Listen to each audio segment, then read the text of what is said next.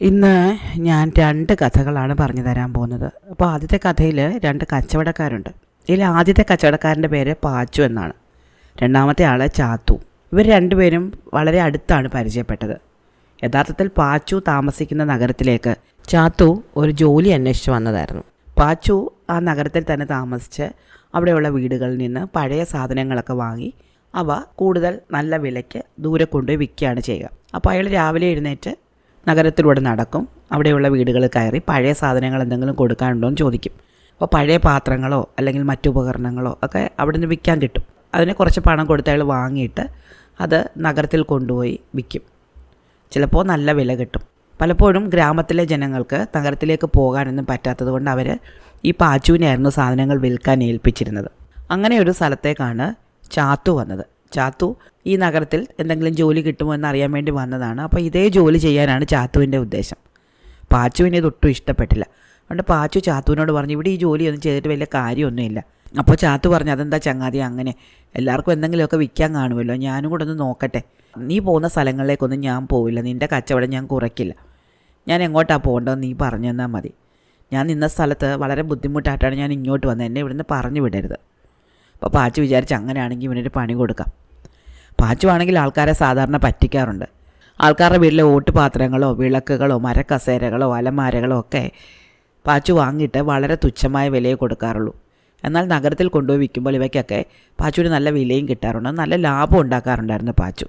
പാച്ചുവിനറിയാം ഈ സ്ഥലത്ത് എവിടൊക്കെയാണ് സാധനങ്ങൾ വിൽക്കാനുണ്ടാകുക, എവിടൊക്കെയാണ് നല്ല പണമുള്ള ആൾക്കാർ താമസിക്കുന്നതെന്നൊക്കെ. അതുകൊണ്ട് പാച്ചു ചാത്തുവിനോട് പറഞ്ഞു, ഞാൻ ഇന്ന് പടിഞ്ഞാറ് വശത്തേക്കാണ് പോകുന്നത്, അതുകൊണ്ട് നീ പടിഞ്ഞാറ് വശത്തേക്ക് വരികയും ചെയ്യരുത്, കിഴക്ക് വശത്തേക്ക് പോയാൽ മതി. കാരണം പാച്ചു തലേ ദിവസം കിഴക്ക് വശത്തേക്ക് പോയിട്ടുണ്ട്. അവിടുന്ന് സാധനങ്ങൾ വാങ്ങാനുള്ളതൊക്കെ പാച്ചു വാങ്ങിക്കഴിഞ്ഞു. ഇനി ചാത്തു ചെന്നാൽ ചാത്തുവിനൊന്നും കിട്ടില്ല എന്ന് പാച്ചുവിനറിയാം. 2-3 ദിവസം ഇങ്ങനെ പണി ചെയ്ത് കഴിയുമ്പോൾ ഒന്നും ലാഭം കിട്ടാഞ്ഞിട്ട് ചാത്തു അങ്ങ് തിരിച്ചു പോയിക്കൊള്ളും എന്നാണ് പാച്ചുവിൻ്റെ വിചാരം. അങ്ങനെ പാച്ചു ചാത്തുവിനെ കിഴക്കോട്ടും വിട്ടു, പാച്ചു പടിഞ്ഞോട്ടും പോയി. പടിഞ്ഞാറ് വശത്തേക്ക് പാച്ചു പോയിട്ട് കുറച്ച് ദിവസം ആയിരുന്നു. അതുകൊണ്ട് അയാൾ അവിടെയൊക്കെ നടന്ന് കിട്ടാവുന്ന സാധനങ്ങളൊക്കെ വാങ്ങി പലരെയും പറ്റിച്ചു. അങ്ങനെ നടന്ന് അയാളൊരു വീട്ടിൽ ചെന്നു. ഒരു ഇടിഞ്ഞു പൊളിഞ്ഞ വീട്, ഒരു പഴയ വീടാണ്. പണ്ട് നല്ല നിലയിൽ കഴിഞ്ഞിരുന്നൊരു വീടാണെന്ന് കാണുമ്പോൾ അറിയാം. പക്ഷേ ഇപ്പോൾ ദാരിദ്ര്യമാണ്. അവിടെ ഒരു പാവപ്പെട്ട സ്ത്രീ, ഒരു വൃദ്ധയായ സ്ത്രീയും അവരുടെ ചെറുമകളും മാത്രമായിരുന്നു താമസിച്ചിരുന്നത്. ആ സ്ത്രീയുടെ മകനും മരുമകളും ഭർത്താവും ഒക്കെ മരിച്ചുപോയി. മകൻ്റെ മകളാണ് കൂടെയുള്ളത്, ചെറിയ കുട്ടിയാണ്. അവൾക്ക് വിശന്നിട്ട് വയ്യ. ഭക്ഷണം വാങ്ങാനാണെങ്കിൽ അവരുടെ കയ്യിൽ പണവുമില്ല. അതുകൊണ്ട് എന്ത് ചെയ്യും എന്നറിയാതെ ഈ വൃദ്ധയായ സ്ത്രീ വിഷമിച്ചിരിക്കുമ്പോഴാണ് പാച്ചു അതുവഴി എത്തിയത്. പാച്ചു എന്തെങ്കിലും വിൽക്കാനുണ്ടോ എന്ന് വിളിച്ച് ചോദിച്ചുകൊണ്ടാണ് പോകുന്നത്. അപ്പോൾ ഈ വൃദ്ധയായ സ്ത്രീ കൊച്ചുമകളോട് ചോദിച്ചു, മോളെ, പഴയ പാത്രങ്ങളോ ആയുധങ്ങളോ എന്തെങ്കിലും വിൽക്കാൻ കാണും, ചിലപ്പോൾ നീ തട്ടും പുറത്ത് കയറിയെന്ന് നോക്ക്. അപ്പോൾ ആ പെൺകുട്ടി തട്ടും പുറത്ത് ചെന്ന് നോക്കി. അപ്പോൾ ഒരു പാത്രം ഇരിക്കുന്നു, നല്ല ഭംഗിയുള്ള ഒരു പാത്രം, പക്ഷേ പഴയതാണ്, നല്ല ഭാരവുമുണ്ട്. അവൾ ആ പാത്രം എടുത്തുകൊണ്ടുവന്ന് മുത്തശ്ശിയുടെ കയ്യിൽ കൊടുത്തിട്ട് പറഞ്ഞു, മുത്തശ്ശി നമുക്കിത് വിൽക്കാം. മുത്തശ്ശി പറഞ്ഞു, നിനക്കിത് എവിടെ നിന്ന് കിട്ടി? അവൾ പറഞ്ഞു, തട്ടും പുറത്തൊരു അലമാരയുണ്ടല്ലോ, അലമാരയിൽ ഇരുന്നതാണ്. അപ്പോൾ ഈ വൃദ്ധ പാച്ചുവിനെ വിളിച്ചിട്ട് പറഞ്ഞു, ഇതാ ഞങ്ങൾക്കൊരു പാത്രം വിൽക്കാനുണ്ട്, ഇതെടുത്തിട്ട് എന്താണെന്ന് വെച്ചാൽ തരണം. പാച്ചു ആ പാത്രം നോക്കി, നല്ല ഭാരമുണ്ട്, പൊടി പിടിച്ചിരിക്കുകയാണെങ്കിൽ നല്ല ഭംഗിയുമുണ്ട്. പാച്ചുവിനൊരു സംശയം, ഇനി സ്വർണം വല്ലതും ആണോ? പഴയ വീടാണ്, പണ്ട് നല്ല ആഠ്യത്വത്തിൽ കഴിഞ്ഞതാണ്, ചിലപ്പോൾ സ്വർണ്ണമാകാൻ സാധ്യതയുണ്ട്. പാച്ചു അത് പതുക്കെ തൻ്റെ കയ്യിലുണ്ടായിരുന്ന തുണി കൊണ്ടൊന്ന് തുടച്ച് മിനുക്കി നോക്കി. പരിശോധിച്ചപ്പോൾ നേരാണ്, സ്വർണ്ണമാണ്. പാച്ചു തൻ്റെ അത്ഭുതം പുറത്ത് കാണിച്ചില്ല, സ്വർണ്ണമാണെന്ന് വൃദ്ധയോട് പറഞ്ഞതുമില്ല. അയാൾ പറഞ്ഞു, ഇതൊരു പഴയ പാത്രമല്ലേ, ഇതിന് വലിയ വിലയൊന്നും കിട്ടില്ല. അപ്പോൾ ഈ വൃദ്ധ പറഞ്ഞു, എൻ്റെ ചെറുമകൾ വിശന്ന് കരയുന്നത് കണ്ടില്ലേ, അവൾക്ക് എന്തെങ്കിലും കൊടുക്കാതെ പറ്റില്ല, അതുകൊണ്ട് നിങ്ങളുടെ കയ്യിൽ എന്താണോ ഉള്ളത് അതെനിക്ക് തന്നാൽ മതി, ഈ പാത്രം ഒന്ന് എടുക്കണേ. അപ്പോൾ പാച്ചു പറഞ്ഞു, ഇതിന് വലിയ വിലയൊന്നും കിട്ടില്ല, ഞാൻ വേണമെങ്കിൽ നിങ്ങൾക്ക് 2 രൂപ തരാം. അപ്പോൾ ആ സ്ത്രീ പറഞ്ഞു, 2 രൂപ കൊണ്ട് ഞങ്ങൾക്കൊന്നും ആവില്ല, ഇത്തിരി അരി വാങ്ങാൻ പോലും തികയില്ല, അതുകൊണ്ട് നിങ്ങളൊരു 10 രൂപയെങ്കിലും തരുവാണെങ്കിൽ ഞാൻ ഈ പാത്രം നിങ്ങൾക്ക് തരാം. അപ്പോൾ പാച്ചു പറഞ്ഞു, ഇല്ല എൻ്റെ കയ്യിൽ 10 രൂപയൊന്നുമില്ല, നിങ്ങൾ തന്നെ വെച്ചോ, ഇതാരും എടുക്കാനൊന്നും പോകുന്നില്ല, നിങ്ങളിതാരും പുറത്ത് കാണിക്കില്ലേ, നാണക്കേടാണ്. ഇതൊക്കെ പറഞ്ഞിട്ട് പാച്ചു അങ്ങ് പോയി. പാച്ചു എന്താ ഉദ്ദേശം എന്നറിയാമോ? നാളെ വീണ്ടും വരാം, എന്തായാലും ഈ വൃദ്ധ ഈ പാത്രം വേറെ ആർക്കും കൊടുക്കാനൊന്നും പോകുന്നില്ല, ഇതുവഴി വേറെ കച്ചവടക്കാരൊന്നും വരാൻ പോകുന്നില്ല. അപ്പോൾ നാളെ ഇവർക്കൊരു 5 രൂപ കൊടുത്തിട്ട് ഇത് വാങ്ങിയാൽ തനിക്ക് വലിയ ലാഭമാവുമല്ലോ. അങ്ങനെ മനോരാജ്യം വിചാരിച്ചുകൊണ്ട് പാച്ചു പോയി. ഈ സമയത്ത് ചാത്തു ആണെങ്കിൽ കിഴക്ക് വശം മുഴുവൻ നടന്നു, ഒന്നും കിട്ടിയില്ല. ഒരുപാട് ദൂരം നടന്നു, ആരും ഒന്നും വിറ്റില്ല. തലേന്ന് അവരെല്ലാവരും സാധനം വിറ്റ് കഴിഞ്ഞിരുന്നു. ചാത്തുവിന് വിശപ്പും ദാഹവും സഹിക്കാൻ പറ്റാതായിപ്പോയി. വൈകുന്നേരം വരെ നടന്നിട്ടും ഒരു കച്ചവടം നടന്നില്ല. എന്തെങ്കിലും നല്ല കച്ചവടം നടക്കും, ആദ്യത്തെ ദിവസമാണ് എന്നൊക്കെ വിചാരിച്ച് അയാൾ കയ്യിൽ കുറേ പണമൊക്കെ കൊണ്ടുവന്നിട്ടുണ്ടായിരുന്നു. ഈ പണം കയ്യിലിരിക്കുന്നുണ്ട്, ഒന്നും വാങ്ങാൻ പറ്റുന്നില്ല. അവസാനം അയാൾ വിചാരിച്ചു, ഇപ്പോൾ പാച്ചു പടിഞ്ഞാറ് വശത്തെ കച്ചവടമൊക്കെ കഴിഞ്ഞ് ഇറങ്ങിക്കാണുമല്ലോ, അതുവഴിയും കൂടെ ഒന്ന് നടന്നു നോക്കാം, എന്തെങ്കിലും തടഞ്ഞാലോ. അയാൾ അങ്ങനെ പടിഞ്ഞാറ് വശത്ത് കൂടി ഒന്നുകൂടെ പോയി. അവിടെ ചെന്നപ്പോഴും കാര്യത്തിൽ പ്രത്യേകിച്ച് മെച്ചമൊന്നുമില്ല. എല്ലാവരും പാച്ചുവിൻ്റെ സാധനങ്ങൾ കൊടുത്തു കഴിഞ്ഞു. ചാത്തുവിന് കൊടുക്കാനൊന്നുമില്ല. അങ്ങനെ ചാത്തു നടന്ന് ഈ വൃദ്ധയുടെ വീടിനടുത്തെത്തി. അപ്പോൾ വൃദ്ധ വളരെ വിഷമിച്ചിരിക്കുകയാണ്, കുട്ടി കരയുന്നുമുണ്ട്. അപ്പം ചാത്തു ചോദിച്ചു, എന്താ നിങ്ങളിങ്ങനെ ഇരിക്കുന്നത്, എന്താ കരയുന്ന കുട്ടി? അപ്പോൾ വൃദ്ധ പറഞ്ഞു, ഇതെൻ്റെ ചെറുമകളാണ്, അവൾ വിശന്നിട്ട് കരയാണ്, പക്ഷേ എൻ്റെ കയ്യിൽ പണമൊന്നുമില്ല അവൾക്ക് എന്തെങ്കിലും വാങ്ങിക്കൊടുക്കാൻ. അപ്പോൾ ചാത്തു പറഞ്ഞു, വേണമെങ്കിൽ ഞാൻ എന്തെങ്കിലും പണം തരാം, പിന്നീട് എപ്പോഴെങ്കിലും എനിക്ക് തിരിച്ചു തന്നാൽ മതി. ഞാൻ പഴയ സാധനങ്ങളൊക്കെ വാങ്ങുന്ന ഒരാളാണ്, എന്തെങ്കിലും സാധനങ്ങൾ വിൽക്കാനുണ്ടോ എന്ന് അന്വേഷണം നടക്കുകയാണ്. കച്ചവടമൊന്നും നടന്നില്ല, പക്ഷേ സാരമില്ല, നിങ്ങൾക്ക് ഞാൻ കുറച്ച് പണം തരാം, എന്തെങ്കിലും നിങ്ങളുടെ കയ്യിൽ എന്തെങ്കിലും പഴയ സാധനങ്ങൾ വിൽക്കാനുണ്ടാകുമ്പോൾ എനിക്ക് തന്നാൽ മതി എന്ന് പറഞ്ഞുകൊണ്ട് ചാത്തു തൻ്റെ കയ്യിലുണ്ടായിരുന്ന കുറച്ച് പണം എടുത്ത് വൃദ്ധയ്ക്ക് കൊടുക്കാൻ ഒരുങ്ങി. ചാത്തു വിചാരിച്ചു, പാവമല്ലേ, വിലയൊന്നും കിട്ടാത്ത പാത്രമാണെങ്കിൽ അത് എടുക്കാം, ഇവർക്ക് ഭക്ഷണത്തിനുള്ള പണവും കൊടുക്കാം. അങ്ങനെ ചാത്തു പറഞ്ഞ്, ആ പാത്രം ഇങ്ങനെ എടുത്തുകൊണ്ട് പോകാൻ, ഞാനത് എടുത്തോളാം. അപ്പോൾ ഈ കുട്ടി തട്ടുംപുറത്ത് നിന്ന് ഈ പാത്രം വീണ്ടും എടുത്തുകൊണ്ട് വന്നു. അത് കണ്ടപ്പോഴേ ചാത്തുവിന് തോന്നി, ഇത് സാധാരണ പാത്രമല്ല. ചാത്തു അതെടുത്ത് സൂക്ഷിച്ച് നോക്കിയപ്പോൾ സ്വർണ്ണമാണ്. അപ്പോൾ ചാത്തു പറഞ്ഞു, അയ്യോ അമ്മൂമ്മ, ഇത് സ്വർണ്ണമാണല്ലോ. അപ്പോൾ ഈ സ്ത്രീ പറഞ്ഞു, അയ്യോ ഞാൻ അറിഞ്ഞില്ല, പണ്ട് ഞങ്ങൾ വലിയ പണക്കാരായിരുന്ന സമയത്ത് ഒരുപാട് സ്വർണ്ണപാത്രങ്ങളൊക്കെ ഉണ്ടായിരുന്നു, പക്ഷേ എല്ലാം തീർന്നു എന്നാണ് ഞാൻ കരുതിയത്. മുകളിലത്തെ തട്ടുംപുറത്ത് ഈ പാത്രം ഇരിപ്പുള്ള കാര്യം ഞാൻ ഓർത്തതേയില്ല, എനിക്ക് അറിഞ്ഞുണ്ടായിരുന്നു. എൻ്റെ ഭർത്താവാണ് അവിടെ സാധനങ്ങളൊക്കെ വെച്ചിരുന്നത്, ഇതിന് എന്ത് വില കിട്ടും? ചാത്തു പറഞ്ഞതിന് 20,000 രൂപയെങ്കിലും വില വരും. പക്ഷേ അത്ര രൂപയൊന്നും തരാൻ എൻ്റെ കയ്യിൽ ഇപ്പോൾ ഇല്ല, കാരണം ഞാൻ ഈ കച്ചവടം തുടങ്ങാൻ വേണ്ടിയിട്ട് ഇറങ്ങിയതാണ്, എൻ്റെ കയ്യിൽ കുറച്ച് പണമേ ഉള്ളൂ. അപ്പോൾ വൃദ്ധ ചോദിച്ചു, നിങ്ങളുടെ കയ്യിൽ എത്ര പണമുണ്ട് അത് പറയൂ. അപ്പോൾ ചാത്തു പറഞ്ഞു, എൻ്റെ കയ്യിലൊരു 10,000 രൂപ കാണും.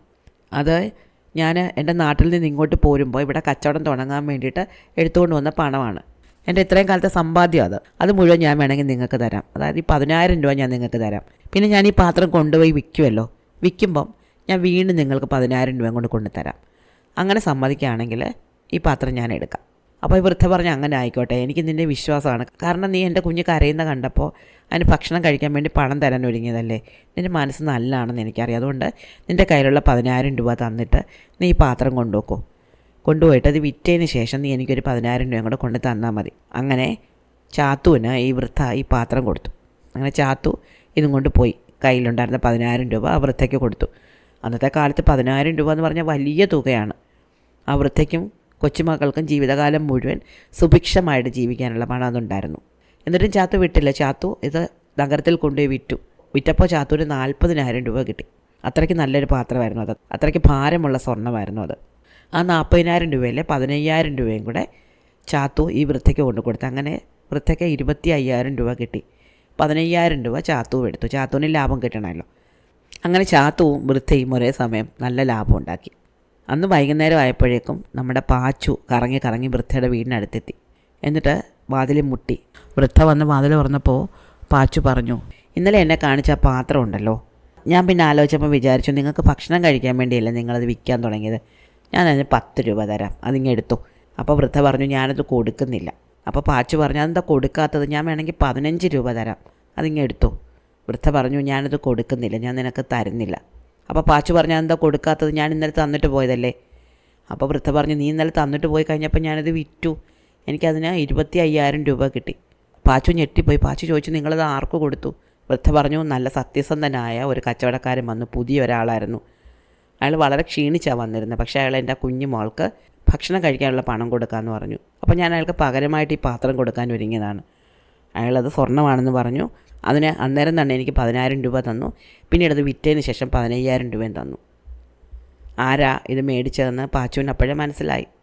തൻ്റെ അത്യാഗ്രഹം കാരണം തനിക്ക് പറ്റിയ അമളി ആരോട് പറയാനാണ്. പാച്ചു വിഷണ്ണനായിട്ട് തൻ്റെ വീട്ടിലേക്ക് തിരിച്ചുപോയി. ഇനി രണ്ടാമത്തെ കഥ പറഞ്ഞു തരാം. പണ്ട് ഒരു രാജ്യത്ത് ഒരു രാജാവിൻ്റെ കൊട്ടാരത്തിനോട് ചേർന്ന് മനോഹരമായ ഒരു ഉദ്യാനമുണ്ടായിരുന്നു. ഈ ഉദ്യാനത്തിൽ കുറേ കുരങ്ങുകൾ താമസിച്ചിരുന്നു. ഒരിക്കൽ ഈ കൊട്ടാരത്തിലെ രാജ്ഞി തോട്ടത്തിലൂടെ നടക്കുമ്പോൾ തടാകത്തിലൊന്ന് കുളിക്കണം എന്ന് തോന്നി. തോട്ടത്തിൽ വളരെ മനോഹരമായൊരു തടാകമുണ്ടായിരുന്നു, ഒരു താമരക്കുളം. അപ്പോൾ ഈ രാജ്ഞി തോഴിമാരോടൊക്കെ ചേർന്ന് ഈ കുളത്തിലിറങ്ങി കുളിച്ചു. കുളിക്കാനിറങ്ങും മുമ്പ് തൻ്റെ കയ്യിലുണ്ടായിരുന്ന ആഭരണങ്ങളെല്ലാം ഊരി കരയിൽ ഒരു ദാസിയെ ഏൽപ്പിച്ചിട്ടാണ് കുളിക്കാൻ ഇറങ്ങിയത്. ഈ ദാസി ഒരു പാവപ്പെട്ട പെൺകുട്ടിയായിരുന്നു. അവൾ അന്ന് മുഴുവൻ ജോലി ചെയ്ത് വല്ലാതെ ക്ഷീണിച്ചിരിക്കുമ്പോഴാണ് രാജ്ഞി ഈ ജോലി ഏൽപ്പിക്കുന്നത്. അപ്പോൾ അവൾ നിലത്തൊരു തുണി വിരിച്ച് ആ തുണിയിൽ രാജ്ഞിയുടെ ആഭരണങ്ങളെല്ലാം ഇട്ടിട്ട് അതിനടുത്ത് കാവലിരുന്നു. അങ്ങനെ അവൾ ഇരിക്കുമ്പോൾ അവളിരുന്ന മരത്തിന് നേരെ മുകളിൽ ഒരു കുരങ്ങത്തി ഉണ്ടായിരുന്നു. ഈ കുരങ്ങത്തിക്ക് ഈ മാല കണ്ടപ്പോൾ ഇഷ്ടപ്പെട്ടു. നല്ല ഭംഗിയുള്ള മുത്തുമാല, ഇതെൻ്റെ കഴുത്തിലിട്ടാൽ വളരെ നല്ലതായിരിക്കും എന്ന് കുരങ്ങത്തിക്ക് തോന്നി. അവൾ പതുക്കെ പതുക്കെ ഇറങ്ങി വന്നു. ഈ ദാസി പെൺകുട്ടിയാണെങ്കിൽ ക്ഷീണം കാരണം ഇടയ്ക്കൊന്ന് കണ്ണടച്ചപ്പോഴേക്കും ഈ കുരങ്ങത്തി ഈ മാല തട്ടിയെടുത്ത് മരത്തിന് മുകളിലേക്ക് ഓടിപ്പോയി. നല്ല ബുദ്ധിയുള്ള കുരങ്ങത്തിയായിരുന്നു അവൾ. അവൾ വിചാരിച്ചു, ഇപ്പം തന്നെ ഞാൻ ഈ മാല കഴുത്തിലിട്ടാൽ എല്ലാവരും കാണും, എന്നെ പിടിക്കും. അതുകൊണ്ട് കുറച്ച് ദൂരെ മാറിയിടാം, അതുവരെ സൂക്ഷിച്ചു വെക്കാം. അവൾ ഇരുന്നിരുന്ന മരത്തിലൊരു പൊത്തുണ്ടായിരുന്നു. ആ പൊത്തിനുള്ളിലേക്ക് ഈ മാല കടത്തി വെച്ചിട്ട് അവൾ ആ പൊത്തിന് മുകളിൽ കയറിയിരുന്നു. അതോടെ ആർക്കും ഈ മാല കണ്ടുപിടിക്കാൻ പറ്റില്ല എന്ന് വന്നു. ഈ ദാസി പെൺകുട്ടിയാണെങ്കിൽ ചെറുതായിട്ടൊന്ന് ഉറങ്ങിയിട്ട് കണ്ണ് തുറന്നിട്ട് ഈ മാലകളിലേക്ക് നോക്കിയപ്പോൾ എന്തോ ഒരു കുറവുള്ളതായിട്ട് തോന്നി. കുറേ മാലകൾ ഉണ്ടായിരുന്നുവെങ്കിലും ആ കൂട്ടത്തിൽ ഈ മുത്തുമാല ഈ പെൺകുട്ടി നേരത്തെ ശ്രദ്ധിച്ചിരുന്നത് കാണാൻ നല്ല ഭംഗിയായിരുന്നു. അത് കാണാനില്ല എന്ന് അവൾക്ക് പെട്ടെന്ന് തന്നെ മനസ്സിലായി. അവൾ അവിടെ കിടന്ന് നിലവിളിച്ചു, അയ്യോ കള്ളൻ കള്ളൻ എന്ന് പറഞ്ഞു. അപ്പോൾ എല്ലാവരും ഓടി വന്നു. ദാസി പെൺകുട്ടി കരഞ്ഞുകൊണ്ട് പറഞ്ഞു, ദാ ഈ കൂട്ടത്തിലുണ്ടായിരുന്ന ഒരു മുത്തുമാല കാണാനില്ല. ഞാനിവിടെ ഇതിന് കാവലിരിക്കുകയായിരുന്നു, ചെറുതായിട്ടൊന്ന് ഉറങ്ങിപ്പോയി. അപ്പോഴേക്കും ഒരു കള്ളൻ വന്ന് ഇതെടുത്തുകൊണ്ട് പോയി. സേവകരെല്ലാം തോട്ടത്തിൽ അങ്ങോട്ടും ഇങ്ങോട്ടും പരക്കം പാഞ്ഞു. ആരാണ് മാല കട്ടെടുത്തതെന്ന് അറിയണമല്ലോ. അവിടെ എങ്ങും ആരെയും കണ്ടില്ല. തോട്ടത്തിനുള്ളിൽ ആരെയും കാണാതായപ്പോൾ കാവൽ നിന്നിരുന്ന ഭടന്മാരെല്ലാവരും കൂടി ചേർന്ന് ഈ തോട്ടത്തിൻ്റെ മതിലിന് പുറത്തേക്ക് ഇറങ്ങി. അപ്പോൾ അതുവഴി ഒരു മരം വെട്ടുകാരൻ പോകുന്നുണ്ടായിരുന്നു. ഈ ഭടന്മാരെല്ലാം കൂടെ ആയുധങ്ങളൊക്കെ പിടിച്ച് ചാടി ഇറങ്ങി വരുന്ന കണ്ടപ്പോഴേക്കും ഈ മരം വെട്ടുകാരൻ പേടിച്ചു പോയി. അയാളുടെ തലയിൽ ഒരു കെട്ട് വിറകുണ്ടായിരുന്നു. അത് താഴെ ഇട്ടിട്ട് അയാൾ ഒറ്റ ഓട്ടം വെച്ചു കൊടുത്തു. ഇത് കണ്ടപ്പോൾ ഈ ഭടന്മാർ വിചാരിച്ചത് കള്ളനാണെന്ന്. അവർ ഇവൻ്റെ പിന്നാലെ ഓടി. കുറേ ദൂരം ഓടിക്കഴിഞ്ഞപ്പോൾ മരം വെട്ടുകാരൻ ക്ഷീണിച്ചു. അയാൾ അവിടെ നിന്ന് ഒന്ന് കിതപ്പാറ്റി. അപ്പോഴേക്കും ഭടന്മാർ പിന്നാലെ ഓടി വന്ന് അയാളെ പിടികൂടി. അവർ ചോദിച്ചു, എവിടെ രാജ്ഞിയുടെ മാല എവിടെ? ഇവരെന്തിനാ തൻ്റെ പിന്നാലെ ഓടുന്നതെന്ന് പോലും ആ മരം വെട്ടുകാരൻ അതുവരെ മനസ്സിലായിരുന്നില്ല. ഇപ്പോൾ പറയുന്നു രാജ്ഞിയുടെ മാല എടുത്തുവെന്ന്. അയാൾ ആകെ ധർമ്മസങ്കടത്തിലായി. അയാൾ പറഞ്ഞു, ഞാൻ മാലയൊന്നും എടുത്തിട്ടില്ല. അപ്പോൾ ഭടന്മാർ പറഞ്ഞു, നീ ഞങ്ങളെ കണ്ടപ്പോൾ ഓടിയില്ല, അതുകൊണ്ട് നീ തന്നെയാണ് കള്ളൻ. ഉടൻ തന്നെ മാല തരണം, അല്ലെങ്കിൽ നിന്റെ തല വെട്ടും. അങ്ങനെ ഇവരെല്ലാവരും കൂടി ചോദ്യം ചെയ്തപ്പോൾ പേടിച്ചു പോയി മരം വെട്ടുകാരൻ പറഞ്ഞു, ഞാനത് പൂജാരിക്ക് കൊടുത്തു. ഞാൻ ആ മാല എടുത്ത ഉടനെ അതുവഴി പൂജാരി വന്നു, ഞാനത് പൂജാരിയെ ഏൽപ്പിച്ചു. ഉടനെ ഭടന്മാരെല്ലാം കൂടെ പൂജാരിയെ പിടിക്കാൻ ഓടി. പൂജാരി ക്ഷേത്രത്തിൻ്റെ വാതിക്കൽ വെറുതെ ഇരിക്കുകയായിരുന്നു. ക്ഷേത്രം തുറക്കാൻ കുറച്ചുകൂടി നേരം ബാക്കിയുണ്ട്. അതുവരെ അവിടെ ഇരുന്ന് മനോരാജ്യം വിചാരിച്ചുകൊണ്ടിരുന്ന പൂജാരിയെ ചെന്ന് ഭടന്മാർ പിടികൂടി. എന്നിട്ട് ചോദിച്ചു, എവിടെ മാല എവിടെ? ഇവരെന്തിനാ മാല എവിടെയെന്ന് ചോദിക്കുന്നത് പോലും പൂജാരിക്ക് മനസ്സിലായില്ല. പൂജാരി പറഞ്ഞു, ഞാൻ എടുത്തിട്ടില്ല, എനിക്ക് അറിഞ്ഞുകൂടാ. അപ്പോൾ ഈ ഭടന്മാർ പറഞ്ഞു, കള്ളം പറഞ്ഞേക്കരുത്, ഈ മരം വെട്ടുകാരൻ നിങ്ങളുടെ കയ്യിൽ മാല തന്നു എന്ന് പറയുന്നുണ്ട്. ആ മാല ഉടൻ തന്നെ തിരിച്ചു തരണം, അല്ലെങ്കിൽ നിങ്ങളുടെ തല വെട്ടും. പൂജാരി ആകെ വിഷമത്തിലായി. അയാൾ ആ മാല കണ്ടിട്ട് കൂടിയില്ല. പക്ഷെ മരം വെട്ടുകാരൻ ഇങ്ങനെ പറഞ്ഞ സ്ഥിതിക്ക് അയാൾക്ക് സ്വന്തം നിരപരാധിത്യം തെളിയിക്കാൻ പറ്റുന്നുമില്ല. അപ്പോൾ അയാൾ പറഞ്ഞു, ഞാനിത് പാട്ടുകാരന് കൊടുത്തു, നമ്മുടെ നാട്ടിലെ പാട്ടുകാരന്. ഉടനെ ഭടന്മാരെല്ലാവരും കൂടി പാട്ടുകാരനെ പിടിക്കാൻ ഓടി. അവരൊരു വിധത്തിൽ പാട്ടുകാരനെ പിടിച്ചു. പാട്ടുകാരനെ പിടിച്ചുകൊണ്ട് വന്നിട്ട് ചോദിച്ചു, എവിടെ മാല എവിടെ? ഏത് മാല എന്ന് അമ്പരന്ന് പോയി പാട്ടുകാരൻ. ഭടന്മാർ പറഞ്ഞു, രാജ്ഞിയുടെ കഴുത്തിലെ മാല, നീ തോട്ടത്തിൽ നിന്ന് മോഷ്ടിച്ച മാല. പാട്ടുകാരൻ പറഞ്ഞു, ഞാൻ എടുത്തിട്ടില്ല, ഞാൻ അങ്ങനത്തെ ഒരു മാല കണ്ടിട്ട് പോലുമില്ല. ഭടന്മാർ പറഞ്ഞു, കള്ളം പറയേണ്ട, നിൻ്റെ കയ്യിൽ പൂജാരി ആ മാല തന്നു എന്ന് പൂജാരി പറഞ്ഞിട്ടുണ്ട്. നീ മാല എവിടെയാണെന്ന് മാത്രം പറഞ്ഞാൽ മതി. താൻ ആകെ വിഷമത്തിലായി എന്ന് പാട്ടുകാരന് മനസ്സിലായി. പൂജാരി ഇങ്ങനെ പറഞ്ഞ സ്ഥിതിക്ക് മാല കൊടുത്തില്ലെങ്കിൽ ഇവർ തൻ്റെ തല വെട്ടും. അതുകൊണ്ട് പാട്ടുകാരൻ പറഞ്ഞു, ഞാനത് നൃത്തക്കാരിക്ക് കൊടുത്തു. ഉടനെ ഭടന്മാർ നൃത്തക്കാരിയെ കാണാൻ പോയി. നൃത്തക്കാരിയാണെങ്കിൽ ഒരു പല്ലക്കിലേറി തെരുവിലൂടെ വരുമ്പോഴാണ് ഭടന്മാരെല്ലാം കൂടെ ഓടി ചെല്ലുന്നത്.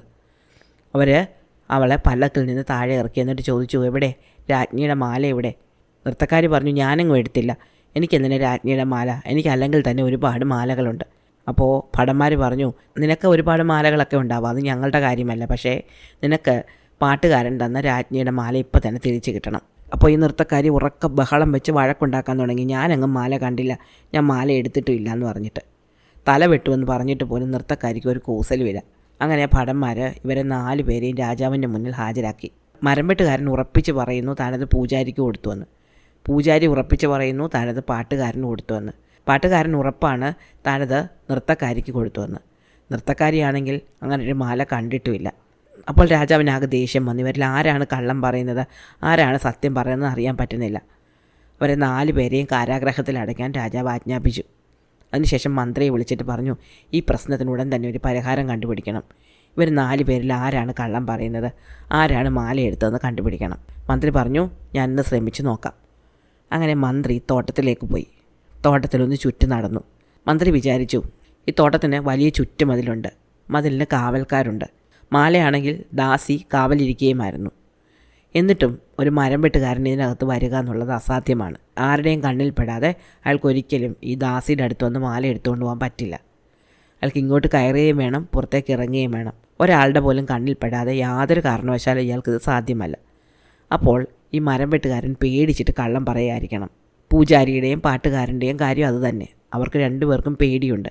അതുകൊണ്ട് അവർ കള്ളം പറയുകയാണ്. നൃത്തക്കാരിയാണെങ്കിൽ പറയുന്നത് സത്യവുമാണ്. അവർ മാല കണ്ടിട്ടില്ല. പക്ഷേ മാല എവിടെ പോയി? മന്ത്രി വീണ്ടും ചുറ്റി നടന്നപ്പോൾ മരങ്ങൾക്ക് മുകളിൽ കുറേ കുരങ്ങന്മാരെ കണ്ടു. മന്ത്രിക്ക് തോന്നി, ഈ കുരങ്ങന്മാരാരെങ്കിലും ആണെങ്കിലോ മാല എടുത്തത്. പക്ഷേ എങ്ങനെ കണ്ടുപിടിക്കും? മാല എടുത്ത കുരങ്ങ് എന്തായാലും ആ മാല കഴുത്തിലിട്ടുകൊണ്ട് ഉടനെ നടക്കാനൊന്നും പോകുന്നില്ല. പക്ഷേ ഈ പ്രശ്നത്തിനുടൻ തന്നെ ഒരു പരിഹാരം കണ്ടുപിടിക്കുകയും വേണം. മന്ത്രി ഉടൻ തന്നെ കൊട്ടാരത്തിലേക്ക് തിരിച്ചു ചെന്നിട്ട് സേവകന്മാരെ എല്ലാവരെയും വിളിച്ചു. എന്നിട്ട് തോട്ടത്തിലുള്ള മുഴുവൻ കുരങ്ങന്മാരെയും പിടിച്ച് കെട്ടാൻ പറഞ്ഞു. അവർക്ക് 1 മണിക്കൂറിനകം പിടിക്കാവുന്ന മുഴുവൻ കുരങ്ങന്മാരെയും പിടിക്കുക. പിടിച്ചതിന് ശേഷം ആ ഓരോ കുരങ്ങിൻ്റെയും കഴുത്തിൽ തിളങ്ങുന്ന മുത്തുമാലകൾ ഇട്ടുവിടണം. അങ്ങനെ സേവകന്മാർ ഉടൻ തന്നെ തോട്ടത്തിലേക്ക് ഓടി അവിടെ അവർക്ക് കിട്ടാവുന്ന അത്രയും കുരങ്ങന്മാരെ പിടിച്ചു. എല്ലാവരുടെയും കഴുത്തിൽ മുത്തുമാലകൾ ഇട്ടിട്ട് മരങ്ങളിലേക്ക് തന്നെ തിരിച്ചു വിട്ടു. ഈ കുരങ്ങന്മാർ ആദ്യം ഒന്ന് പേടിച്ചെങ്കിലും കഴുത്തിൽ നല്ല മാല കിട്ടിയപ്പോൾ അവർക്കൊക്കെ വലിയ സന്തോഷമായി. ആൺകുരങ്ങനും പെൺകുരങ്ങനും കുട്ടിക്കുരങ്ങനും ഒക്കെ കിട്ടി മാല. വളരെ കുറച്ച് കുരങ്ങന്മാർക്ക് മാത്രമേ മാല കിട്ടാത്തതായിട്ടുള്ളൂ. അതുകൊണ്ട് ഈ മാല കിട്ടിയ കുരങ്ങന്മാർക്ക് വലിയ ഗമയായി. അവർ മാല അങ്ങോട്ടും ഇങ്ങോട്ടും കാണിച്ച് വീമ്പ് പറയാൻ തുടങ്ങി. എൻ്റെ മാലയാണ് നല്ലത്, എൻ്റെ മാലയാണ് നല്ലതെന്നൊക്കെ പറഞ്ഞ്. ഇതെല്ലാം കണ്ടുകൊണ്ട് മരപ്പൊത്തിന് മുകളിൽ ഇരിപ്പുണ്ട് നമ്മുടെ കുരങ്ങത്തി. അവൾ വിചാരിച്ചു, വെറും മുത്തുമാലകൾ കിട്ടിയിട്ടാണ് ഇത്ര വലിയ അഹങ്കാരം. എന്തൊരു ഗമയാണ് എനിക്ക് കിട്ടിയിരിക്കുന്നത്, എത്ര നല്ല മാലയാണ്, ഇപ്പം ഞാൻ കാണിച്ചു കൊടുക്കാം. അങ്ങനെ കുരങ്ങത്തി സ്വന്തം മാലയെടുത്ത് പതുക്കെ കഴുത്തിലിട്ടു. സ്വർണ്ണമാല അവിടെ മാസകലം മാലയുടെ പ്രകാശത്താൽ തിളങ്ങി. മറ്റുള്ള കുരങ്ങന്മാർ അത്ഭുതത്തോടെ അവളെ നോക്കി. താഴെ നിന്ന് മന്ത്രിക്ക് മനസ്സിലായി, ദാ ഈ കുരങ്ങാണ് മാലയെടുത്തിരിക്കുന്നത്. മന്ത്രി ഉടൻ തന്നെ സേവകരെ വിളിച്ച് ആ കുരങ്ങിനെ എറിഞ്ഞ് താഴെ ഇടാൻ ആജ്ഞാപിച്ചു. ഭടന്മാർ കമ്പും വടിയും ഒക്കെ ആയിട്ട് വരുന്ന കണ്ടപ്പോഴേ കുരങ്ങത്തിക്ക് മനസ്സിലായി തൻ്റെ ഗതി അധോഗതിയാണ്. തന്നെ എല്ലാവരും കൂടെ പിടിച്ച് തല്ലി ചതയ്ക്കും. അതിനു മുമ്പ് മാല അങ്ങ് തിരിച്ചു കൊടുത്തേക്കാം എന്ന് കരുതി അവൾ ആ മാല ഊരി താഴേക്കിട്ടു.